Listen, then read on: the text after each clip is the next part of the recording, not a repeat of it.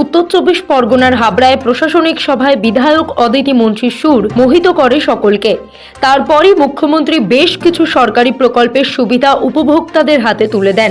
মতুয়া অধ্যুষিত হাবড়া বনগাঁ অশোকনগরবাসীর সামনে এই দিন সিএএ নিয়ে সুর সপ্তমে তোলেন মুখ্যমন্ত্রী মমতা বন্দ্যোপাধ্যায়। যে রুলসটা কালকে কেন্দ্রীয় সরকার ঘোষণা করেছে, আদৌ এটা বৈধ কিনা আমার সন্দেহ আছে। কোনো ক্ল্যারিটি নেই, টোটাল ভাওতা। ইলেকশনের আগে যুদ্ধ খেলা।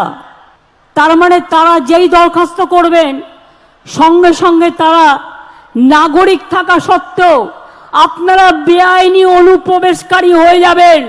তাহলে আপনাদের সম্পত্তি কি হবে, আপনাদের চাকরি বাকরি কি হবে, আপনাদের ছেলে মেয়েদের পড়াশুনো কি হবে, সবটাই বেআইনি ডিক্লেয়ার হয়ে যাবে। আপনাদের কোনো অধিকার থাকবে না। এটা অধিকার কারার খেলা। সরকারি পরিষেবা প্রদানের সভা থেকে কেন্দ্রীয় সরকার এবং বিজেপির বিরুদ্ধে সোচ্চার হন মুখ্যমন্ত্রী। তার বক্তব্যের বেশিরভাগ অংশই হলো সিএএ নিয়ে। তার দাবি, এই ক্ষেত্রে বিজেপি লুডো খেলছে। এটা হচ্ছে বিজেপির লুডো খেলার ছক্কা। রাজনীতির আগে ভাবছে আমি করলাম ছক্কা, অ্যাকচুয়াল কিন্তু ওটা হচ্ছে পুট, অর্থাৎ শূন্য। নিট রেজাল্ট হচ্ছে 0। শুধু তাই নয়, আপনারা যেই দরখাস্ত করবেন আপনাদের সব নাগরিকত্ব ক্যান্সেল করে দিয়ে, সব অধিকার ক্যান্সেল করে দিয়ে, এটা এনআরসির সাথে কানেক্টেড, মনে রাখবেন। আপনাদের ডিটেনশন ক্যাম্পে নিয়ে চলে যাওয়া হবে। এই দরখাস্ত করবার আগে বারবার ভাববেন, একবার নয় 1000 বার, আমরা মানছি না, আমরা মানব না।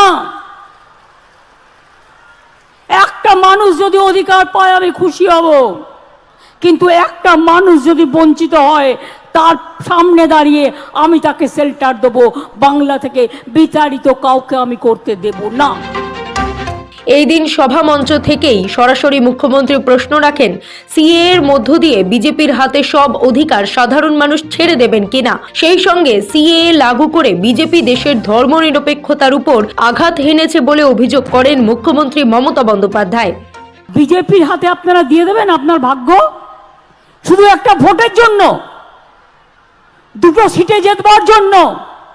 আপনাদের ভাওতা দিচ্ছে, ভাওতা, ধাপ্পা দিচ্ছে, ধাপ্পা। মনে রাখবেন, সব হারাবেন। এটাও যাবে, ওটাও যাবে। আবার দেখুন, সব হিন্দু, শিখ, বৌদ্ধ, জৈন, পার্সি, খ্রিস্টানরা 2015 সালের পরে যারা ভারতে এসছেন তারা সব বেআইনি হয়ে যাবেন। সংখ্যালঘুরাও তো আছেই। ইচ্ছা করেই কালকের দিনটা বেছে নেওয়া হয়েছে, কারণ কালকে থেকে রমজান মাস শুরু হয়েছে। এটা আমরা বুঝি।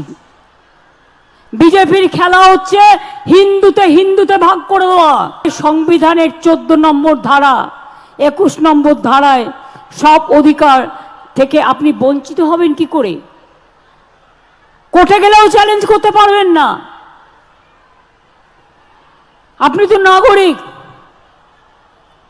শুধুমাত্র 3টি দেশ, আফগানিস্তান, বাংলাদেশ আর পাকিস্তান, আর শুধুমাত্র 6টা ধর্ম, হিন্দু, শিখ, বৌদ্ধ, জৈন, পার্সি আর খ্রিস্ট ধর্ম। মায়ানমার, শ্রীলঙ্কা বাদ, ইসলাম ধর্মও বাদ। এটা ভারতীয় সংবিধানের ধর্ম নিরপেক্ষতার মূলে কঠোর আঘাত করেছে। মুখ্যমন্ত্রী এই দিন দাবি করেন, বিজেপি সরকার এই আইন এনেছে শুধুমাত্র কয়েকটি আসন জেতার জন্য।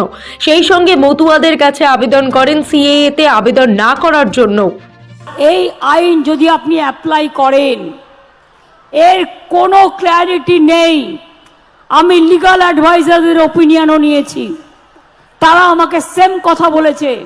এটা মানুষের উপর অত্যাচার করবার জন্য, হ্যারাস করবার জন্য, আর 2টো সিটে 3টে সিটে ভোটে জেতবার জন্য আপনাদের ভাওতা দেয়া হচ্ছে।